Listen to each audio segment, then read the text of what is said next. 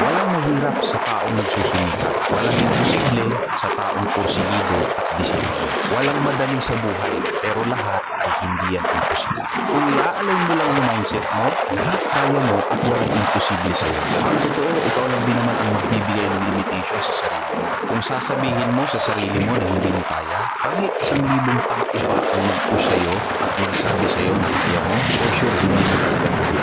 Pero kahit 1,000 tao ang tumigil sa'yo,